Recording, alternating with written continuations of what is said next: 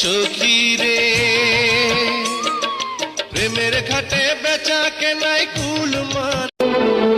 হয়ে গেছি প্রবাসী, সবাই ভাবে কত সুখে আছি।